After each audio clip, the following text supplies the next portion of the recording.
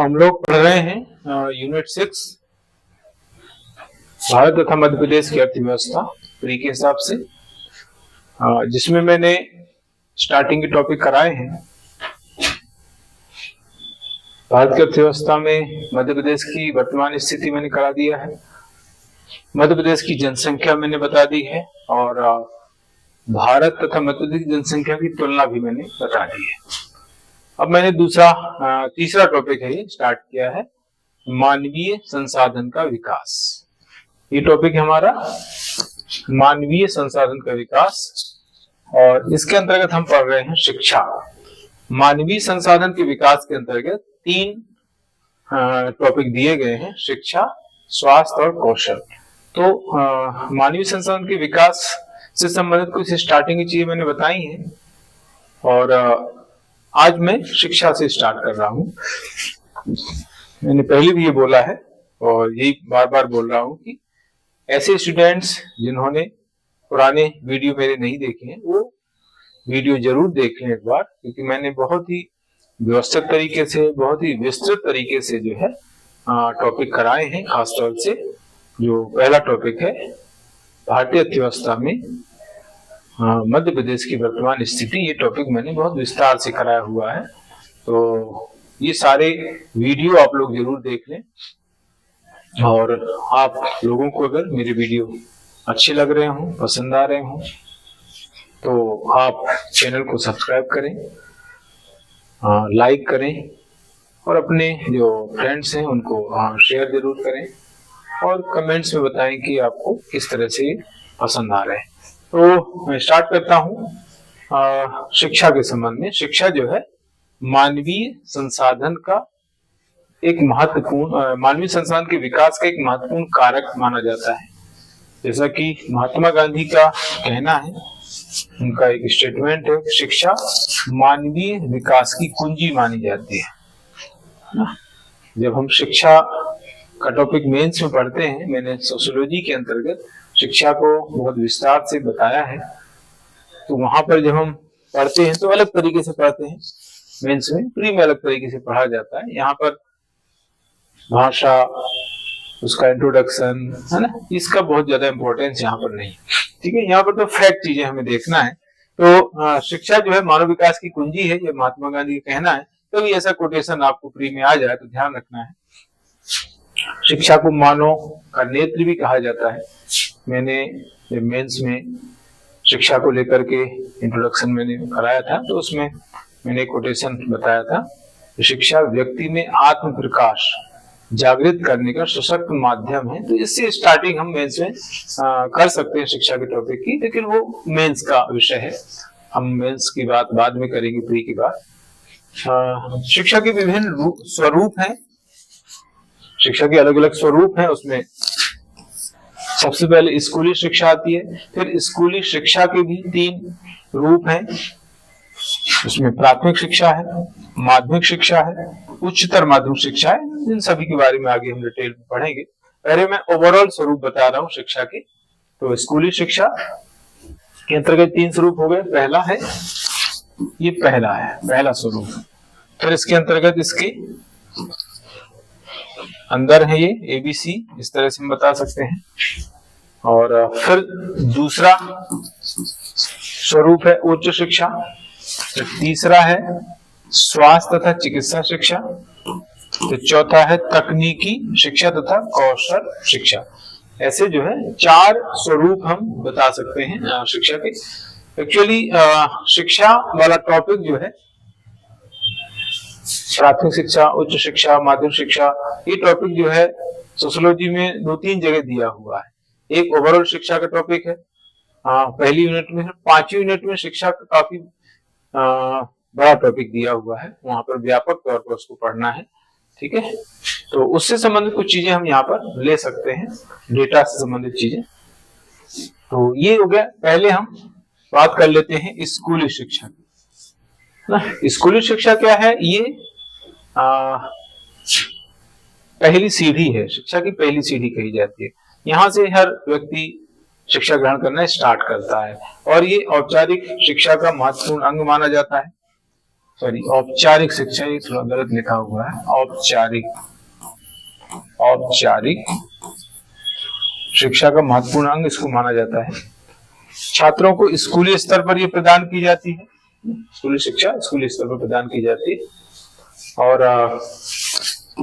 कहां तक जो है स्कूली शिक्षा मानी जाती है, तो प्री केजी से 12वीं तक शिक्षा को जो है स्कूली शिक्षा के अंतर्गत रखा गया है ना। शिक्षा का अधिकार जो अधिनियम 2009 है, यानी अनुच्छेद 21A है, इसके अंतर्गत ये अधिनियम पास हुआ है। शिक्षा का मौलिक अधिकार है ये, जिसमें कहा गया है कि 6 से 14 वर्ष तक के जो बच्चे हैं उनको अनिवार्य तथा निःशुल्क शिक्षा प्रदान की जाएगी। ये बात अनुच्छेद 21A जो मौलिक अधिकार संबंधी है, इसमें शिक्षा को एक मौलिक अधिकार का दर्जा दे दिया गया है ना। 86 अमेंडमेंट 2002 के तहत ये अनुच्छेद जोड़ा गया है और इसी के तहत जो है संसद ने शिक्षा का अधिकार अधिनियम 2009 पास किया है और 1 अप्रैल 2010 से ये अधिनियम लागू भी हो गया है। तो इसमें 6 से 14 वर्ष तक के जो बच्चे हैं उनको अनिवार्य तथा निःशुल्क शिक्षा का अधिकार प्रदान किया गया है। तो ये स्कूली शिक्षा से संबंधित बात हम कर रहे हैं यहाँ पर, है ना। इसके बाद आगे हमारी जो नई शिक्षा नीति है, नई शिक्षा नीति 2020 जो है, इसके तहत शिक्षा के अधिकार का विस्तार कर दिया गया है। 6 से 14 वर्ष तक का जो प्रावधान था उसमें उसको कर दिया गया 3 से 18 वर्ष के बच्चों को शिक्षा प्रदान करना, ये जो है इसको विस्तृत कर दिया गया। तो यहाँ से क्वेश्चन बन सकता है कि हमारे संविधान में तो लिखा है 6 से 14 वर्ष तक के बच्चों के संबंध में, लेकिन नई जो शिक्षा नीति 2020 ये कहती है कि 3 से 18 वर्ष तक के बच्चों को शिक्षा प्रदान की जाएगी, सरकार का दायित्व है। ठीक है, तो इसका विस्तार है, ये 3 से लेकर के 18 वर्ष तक बच्चों को जो है शिक्षा प्रदान करने की बात यहाँ पर कही गई है। तो ये है स्कूली शिक्षा से संबंधित प्रावधान। ठीक है,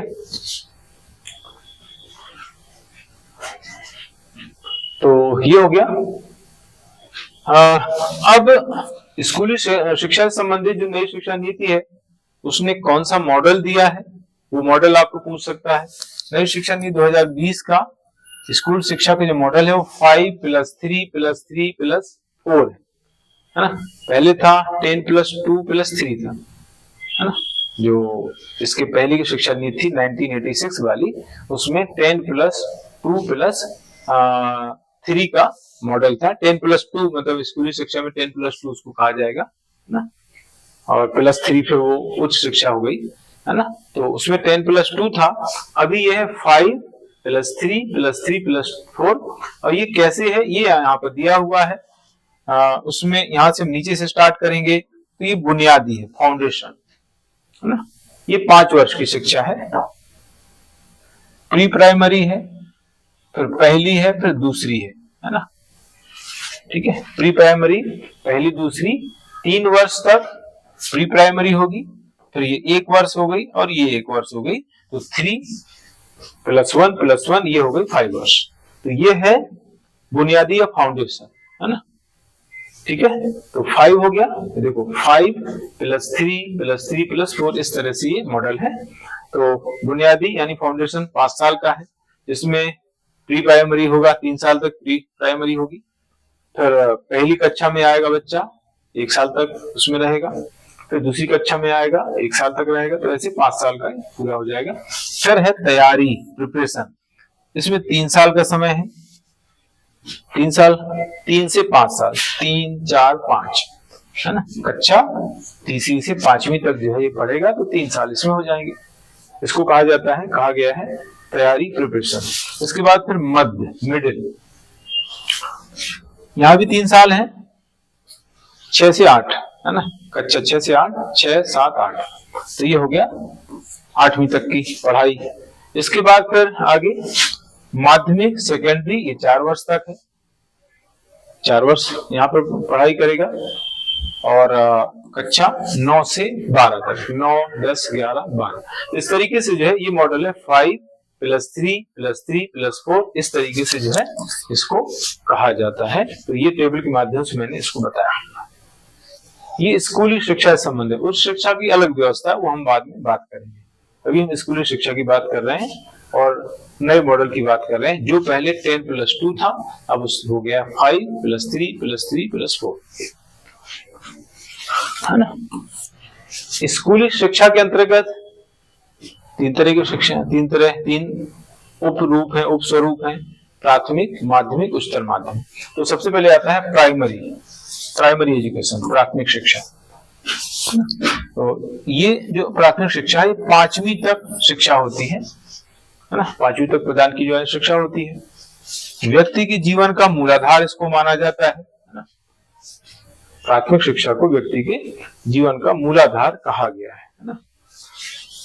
औपचारिक शिक्षा का पहला चरण है, हर बच्चा जो है यहीं से स्टार्ट करता है, इसलिए इसको औपचारिक शिक्षा का पहला चरण माना जाता है ना। औपचारिक शिक्षा किसको कहते हैं? औपचारिक, औपचारिकेतर शिक्षा दो होती है। औपचारिक शिक्षा मतलब होता है जो किसी संस्था के माध्यम से प्रदान की जाती है। औपचारिक शिक्षा ऐसी शिक्षा होती है जैसे किसी संस्था के माध्यम से, स्कूल, कॉलेज, यूनिवर्सिटी, तकनीकी संस्थान, तकनीकी शिक्षण संस्थान, उसके माध्यम से जब शिक्षा प्रदान की जाती है तो उसको बोलते हैं औपचारिक शिक्षा। औपचारिकेतर मतलब जो संस्था द्वारा प्रदान नहीं की जाती है, व्यक्ति जो है अनुभव के द्वारा सीखता है, काम करके सीखता है ना, तो उसको बोलते हैं औपचारिकेतर, है ना। और प्रसार शिक्षा के अंतर्गत भी इसको हम रखते हैं, औपचारिकेतर शिक्षा को। तो ये है औपचारिक शिक्षा का पहला चरण है। बच्चे का बौद्धिक, शारीरिक तथा नैतिक पक्षों का विकास इसके माध्यम से होता है। प्राथमिक शिक्षा के माध्यम से व्यक्ति का हर तरह का विकास होता है, नैतिक है, बौद्धिक है, शारीरिक है ना। यहाँ से उसकी नींव बनती है, इसलिए इसको कहते हैं मूलाधार है, शिक्षा का मूलाधार इसको माना जाता है। प्राथमिक शिक्षा का सर्वव्यापीकरण के 3 रूप हैं। इसमें सुविधाओं का सर्वव्यापीकरण है, नामांकन का सर्वव्यापीकरण है और टिके रहने का सर्वव्यापीकरण। प्राथमिक शिक्षा का सर्वव्यापीकरण 3 तरीके से होता है। सुविधाओं का सर्वव्यापीकरण, सुविधाओं का सर्वव्यापीकरण मतलब सभी को शिक्षा संबंधी सुविधाएं उपलब्ध हो पाए, यानी सभी लोग शिक्षा ग्रहण कर पाए, है ना।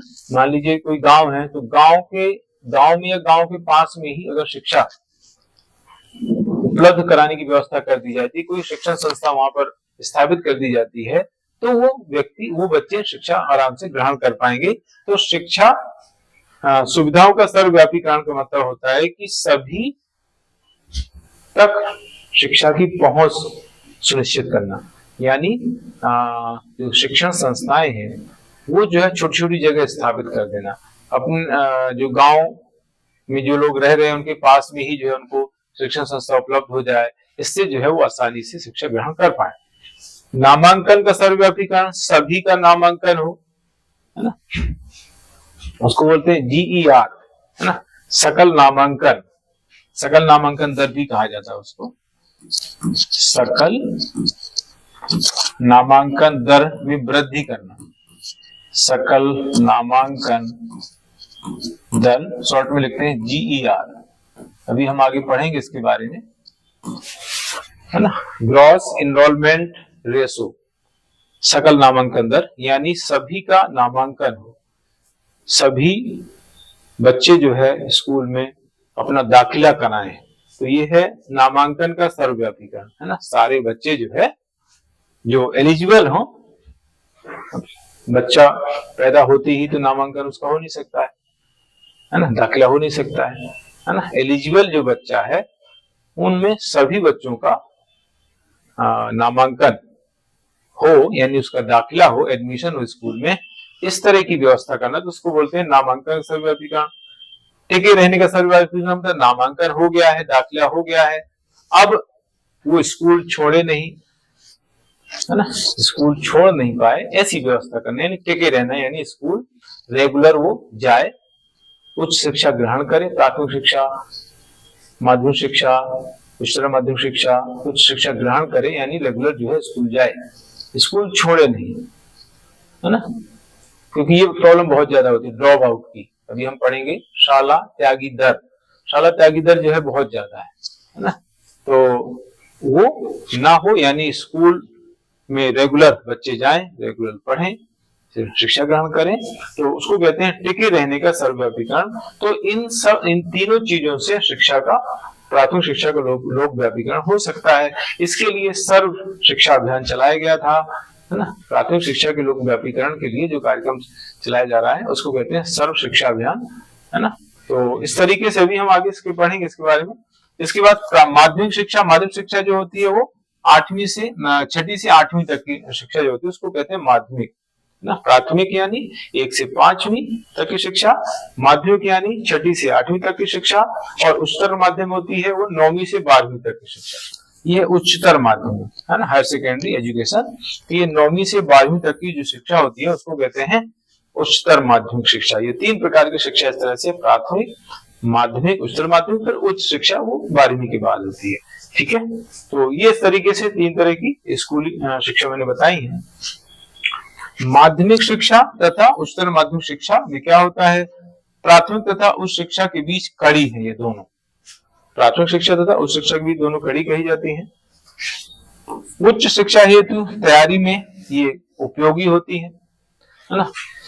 यहां से जो है बच्चे की नींव बनती है ना। बच्चा अपना गोल तय करता है, अपनी दिशा तय करता है कि भाई मुझे किस डायरेक्शन में जाना है, तो उस हिसाब से वो सब्जेक्ट लेता है ना। अभी 11वीं से जो है सब्जेक्ट लिए जाते थे, अब वो नई शिक्षा नीति जो आ गई उसमें 9वीं से सब्जेक्ट लिए जाएंगे।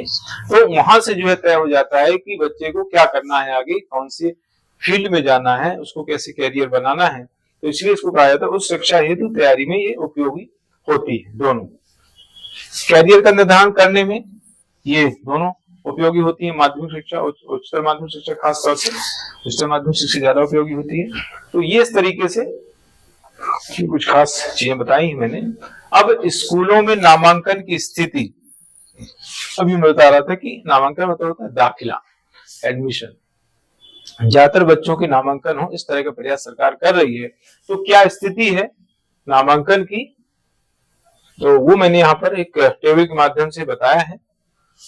मध्य प्रदेश में स्कूली शिक्षा की स्थिति है, स्कूली शिक्षा की है ये, और इसका सोर्स है स्कूल शिक्षा विभाग, मध्य प्रदेश शासन। यहाँ से जो है डेटा लिए गए हैं, और वर्ष 2022-23 की डेटा है, और ये जो संख्या है वो लाख में है। ठीक है, प्राथमिक और माध्यमिक स्तर के स्कूलों में नामांकन की स्थिति इसमें बताई गई है। ठीक है, तो प्राथमिक यानी 1 से 5वीं तक की जो शिक्षा होती है उसको प्राथमिक शिक्षा कहते हैं।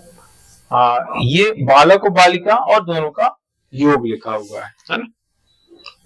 प्राथमिक जो शिक्षा है यानी कक्षा 1 से 5वीं तक की जो शिक्षा है उसमें बालकों की यानी बच्चों की,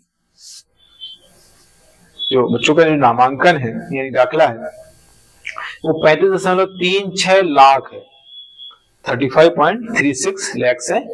ये बालकों का है। बालिकाओं का कम है, 32.38 लाख है ये, और ये टोटल मिलाकर के हो जाता है 67.74 लाख जो है बच्चे और बच्चियां, छात्राएं और छात्र जो है ये नामांकन इनका हुआ है। प्राथमिक जो स्कूल है वहां पर हम बात करें 1 से 5वीं तक।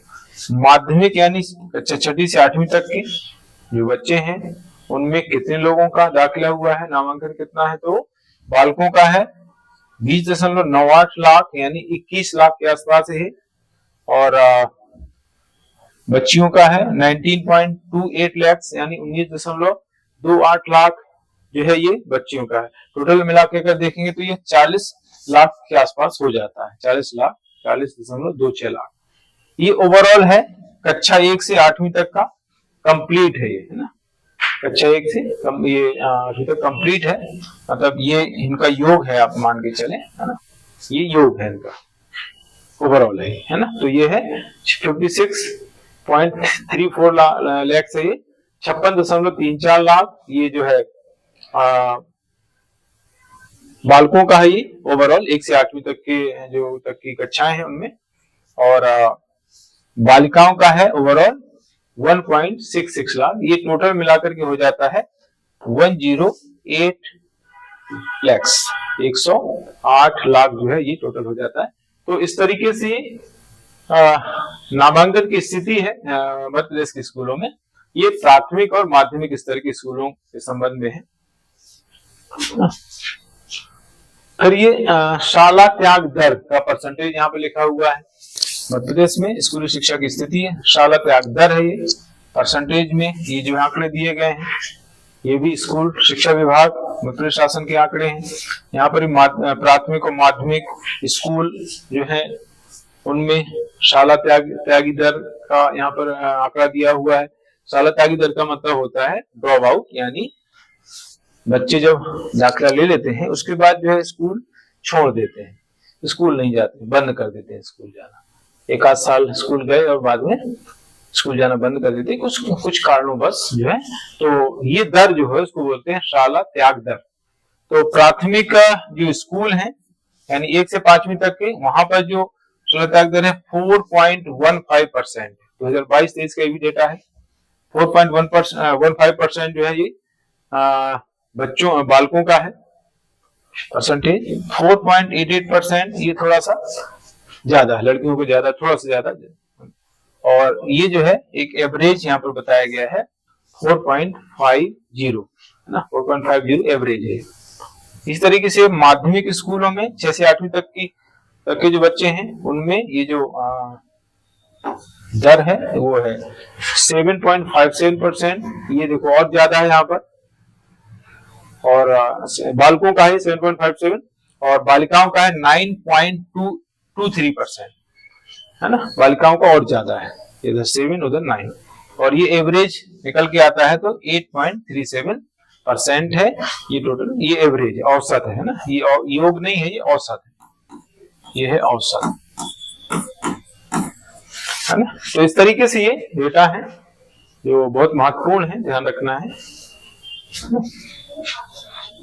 फिर मध्य प्रदेश में विद्यालयों की संख्या है, ये मध्य प्रदेश में विद्यालय की संख्या। इसमें एक बार स्कूलों की संख्या पूछ ली गई थी एग्जाम में। तो ये प्राथमिक स्कूल हैं 62,613, ये प्राथमिक स्कूल है। और उच्च प्राथमिक ये प्री नर्सरी है 5वीं तक, है ना। ये टोटल मिलाकर के जो है 5वीं तक है। तो 45,106 है ये माध्यमिक स्कूल, मिडिल स्कूल है। ये 8,306 है ये उच्चतर माध्यम 9वीं से 12वीं तक के स्कूल है। ये 9,757 9,757 ये स्कूलों की संख्या है मध्य प्रदेश में, विद्यालयों की संख्या। इनको अगर टोटल हम योग कर देंगे तो टोटल हमें स्कूल प्राप्त हो जाएंगे। तो ये इस तरीके से संख्या यहाँ पर लिखी हुई है। अब मध्य प्रदेश सरकार की स्कूल शिक्षा हेतु जो योजनाएं संचालित हो रही हैं उनके बारे में हम आगे बात करने वाले हैं। तो सबसे महत्वपूर्ण एक योजना है सीएम राइज स्कूल खोलने की, है ना। सीएम राइज स्कूल जो है खोलने की योजना मध्य प्रदेश सरकार की महत्वपूर्ण योजना है। 11 जून 2021 से जो इसको स्टार्ट किया गया था, इस योजना को, सीएम राइज स्कूल। इसका उद्देश्य है प्री केजी से 12वीं तक छात्रों को शामिल कर एकीकृत स्कूल परिसर के रूप में शामिल करना है। प्री केजी से 12वीं तक के जो छात्र हैं उनको जो है इसमें शामिल करके एकीकृत स्कूल परिसर के रूप में शामिल करना, यानी एक ही परिसर में सारी चीजें जो है, सारी सुविधाएं उपलब्ध हो जाएं, इसके लिए जो है ये प्रयास किया जा रहा है।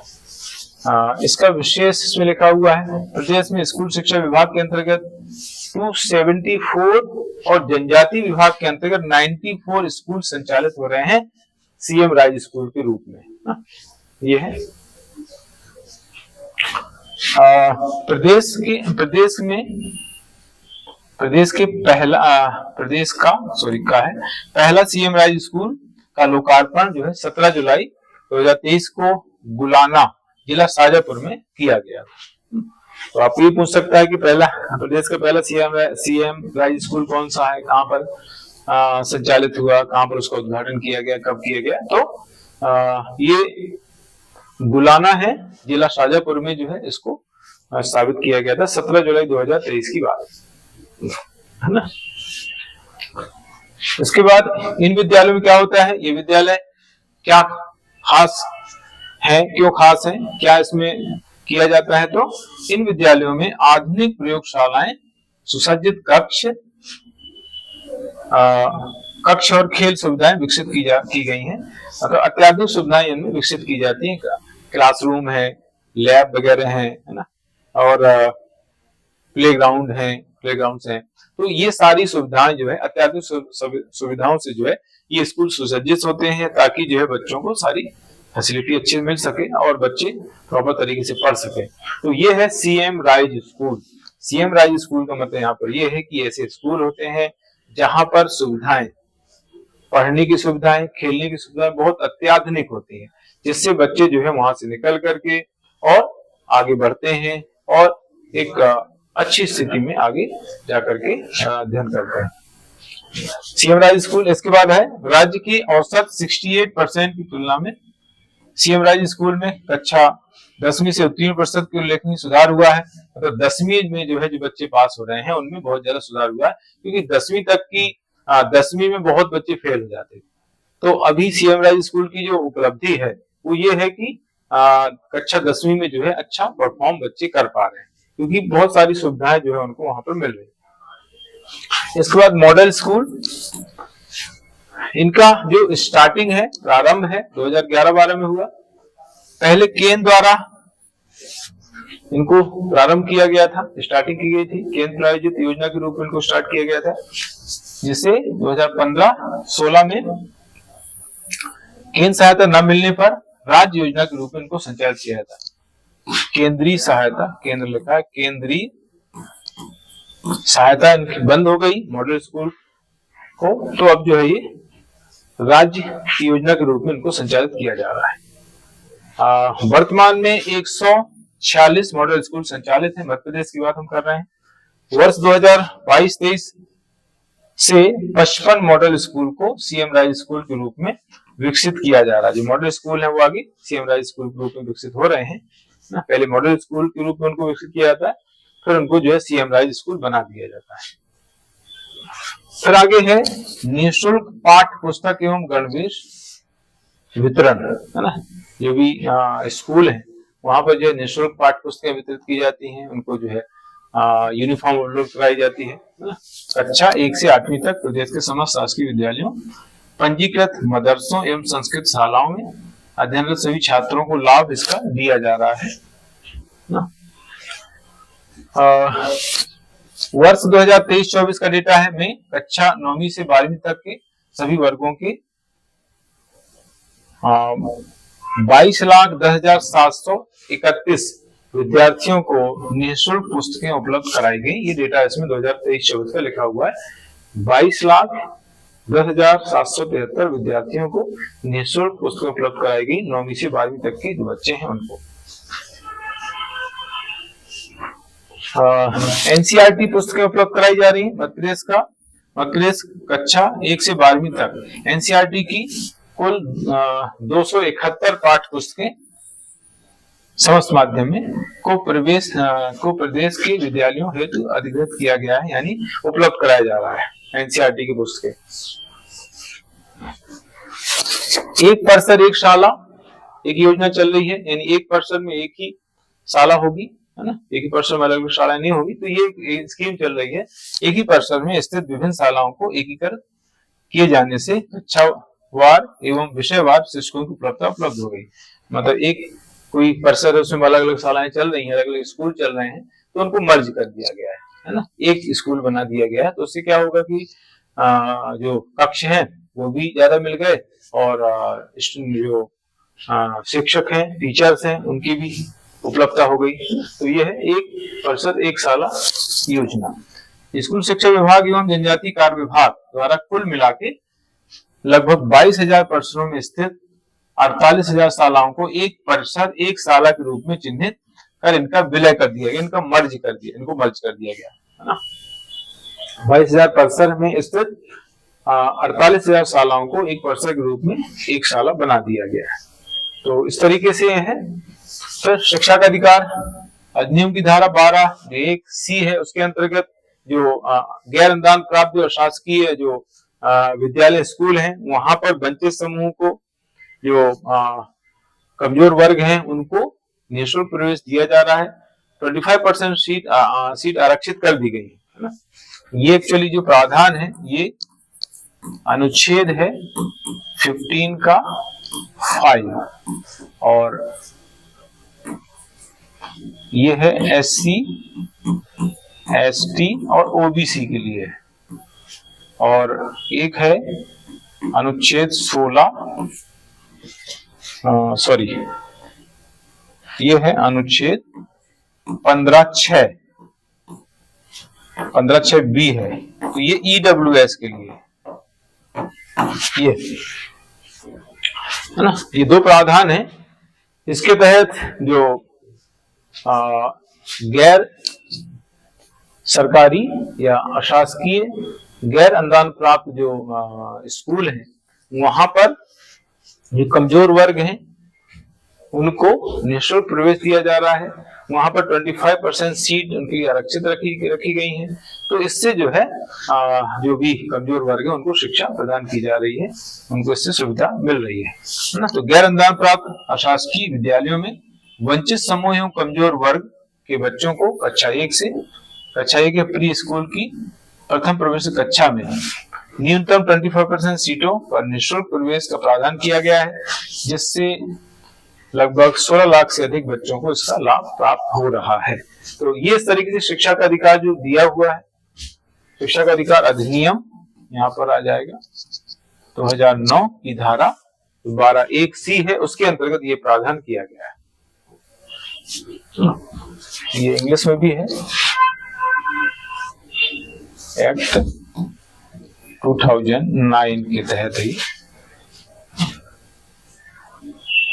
तो ये है 25% जो है रिजर्व सीट उनके लिए रखी जाती है, कमजोर वर्गों के लिए। फिर कस्तूरबा गांधी बालिका विद्यालय का उन्नयन किया जा रहा है। पहले ये 6 से 8 तक के लिए थी और अब जो है इसको 6 से 12 तक के लिए कर दिया गया है। SC, ST, OBC की बालिकाओं को माध्यमिक स्तर की शिक्षा को पूर्ण कराने के लिए विभाग द्वारा चरणबद्ध रूप से कस्तूरबा गांधी बालिका विद्यालयों का उन्नयन किया जा रहा है। 6 से 8 के स्थान पर इनको 6 से 12 तक किया जा रहा है। पहले 6 से 8 तक के बच्चों के लिए थी, अब जो इसको बढ़ा के कर दिया गया 6 से 12 वर्ष तक। अन्य कुछ योजनाएं चल रही हैं। निःशुल्क साइकिल वितरण योजना है। 8वीं के बाद अगर कोई ऐसी बच्ची है जो 9वीं की कक्षा में जो है बाहर प्रवेश लेती है, गांव से बाहर जाती है, तो उसको जो है सरकार द्वारा निःशुल्क साइकिल प्रदान की जाती है या उसका भुगतान किया जाता है। सुपर 100 योजना, कुछ 100 जो छात्र हैं उनके लिए जो है उनको कुछ विशेष सुविधाएं देने के संबंध में है। प्रतिभाशाली छात्र प्रोत्साहन योजना है। ये प्रतिभाशाली जो छात्र उनको प्रोत्साहित करने के लिए जो है उनको प्रोत्साहन राशि दी जाती है। समेकित छात्रवृत्ति योजना, जो मेधावी छात्र हैं उनको जो है छात्रवृत्ति दी जाती है। ई स्कूटी या ICES प्रदाय योजना। ICES का मतलब है Indian certificate of secondary education. उनको ये सर्टिफिकेट दिया जाता है, Indian certificate of secondary education, जो मेधावी छात्र हैं उनके लिए। और स्कूटी की सुविधा, ई स्कूटी की सुविधा भी दी जा रही है। तो इस तरीके से योजनाएं चल रही हैं। ये स्कूली शिक्षा से संबंधित योजनाएं मैंने बताई हैं। अभी हम जो है माध्यमिक शिक्षा और उच्च शिक्षा के बारे में पढ़ेंगे, तो वहां पर भी कुछ योजनाएं हम पढ़ेंगे, है ना। तो अभी कुछ और योजनाएं इसमें हम पढ़ने को हमारे आएंगी पढ़ने को। तो नेक्स्ट जो क्लास में बताऊंगा उसमें जो शिक्षा संबंधी अन्य योजनाएं, महत्वपूर्ण योजनाएं हैं, उनके बारे में हम पढ़ेंगे। पिछले बार समग्र शिक्षा अभियान करके क्वेश्चन आया था। समग्र शिक्षा अभियान का संबंध किससे है, ऐसा करके वो शिक्षा से जुड़ा हुआ है, उसकी हम आगे चर्चा करेंगे। तो आज के लिए इतना ही। नेक्स्ट वीडियो में फिर मैं आपसे मुलाकात करूंगा। आप सभी खुश रहें, लगातार तैयारी करते रहें। गुड लक, जय हिंद।